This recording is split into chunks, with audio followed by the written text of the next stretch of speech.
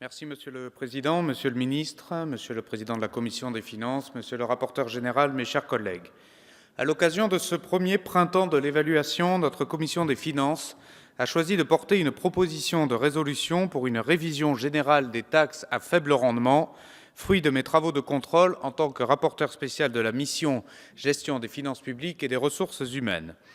Mes analyses ont porté cette année sur la conduite par les administrations fiscales et douanières de la mission de recouvrement des impôts et taxes dont elles ont la charge.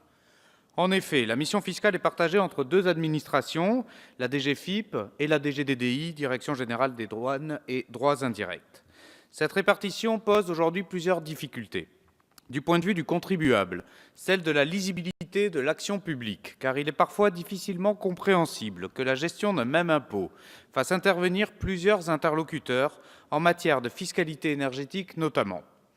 Et du point de vue du gestionnaire, celle de la simplification de l'organisation administrative, puisque ces missions regroupent des effectifs conséquents, justifient l'existence d'un réseau comptable dense et que la coexistence des deux réseaux de recouvrement peuvent être à l'origine d'une mauvaise communication, voire d'une déperdition de l'information.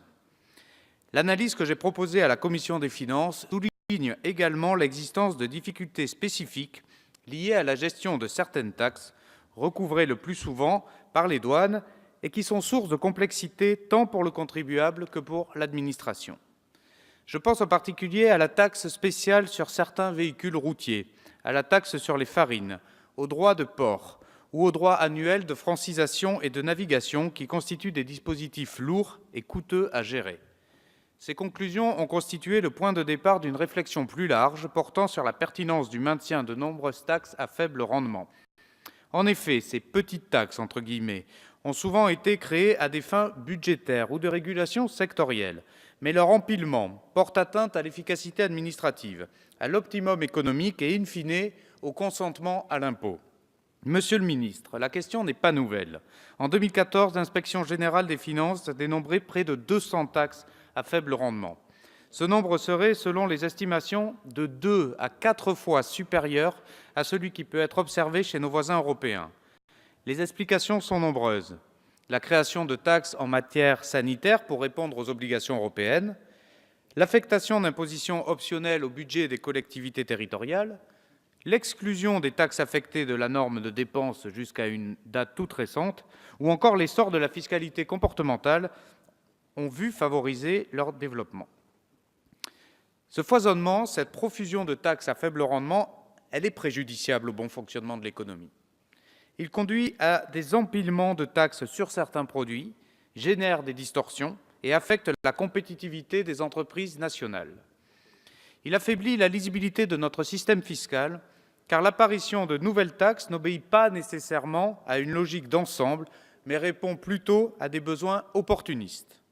Il freine la modernisation du recouvrement, car la déclaration et les travaux d'assiette et de liquidation font souvent l'objet d'un formalisme trop lourd. Votre gouvernement s'est récemment engagé, par une circulaire du Premier ministre du 29 mars 2018, à fixer un objectif de réduction du nombre de taxes à faible rendement dont l'inventaire est en cours dans le cadre du programme Action publique 2022. Lors de la commission d'évaluation des politiques publiques du mercredi 30 mai dernier, Monsieur le ministre Gérald Darmanin avait indiqué que 150 à 200 millions d'euros pourraient être budgétés dès cette année en projet de loi de finances pour 2019. Cet engagement est salutaire. Il rejoint une volonté exprimée de longue date par notre commission des finances et par notre Assemblée. Il doit être ambitieux et, Monsieur le ministre, nous espérons qu'il sera tenu.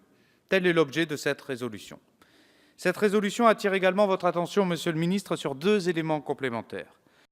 Premièrement, nous rappelons qu'il sera nécessaire de considérer avec la plus grande attention les conséquences budgétaires des suppressions de taxes pour les organismes bénéficiaires et d'envisager très en amont les modalités de leur compensation. Si nous sommes conscients de l'objectif de baisse de la dépense publique, nous le partageons, la révision générale des taxes à faible rendement ne doit pas se traduire par des coupes aveugles dans le budget des affectataires, qu'il s'agisse de l'État, des opérateurs ou des caisses de retraite. Deuxièmement, afin d'assurer la cohérence d'ensemble de cette démarche, il faudra éviter l'éparpillement des dispositifs fiscaux et de la discussion les concernant. Nous jugeons donc nécessaire ici de réaffirmer le principe d'un monopole fiscal des lois de finances. Je vous remercie.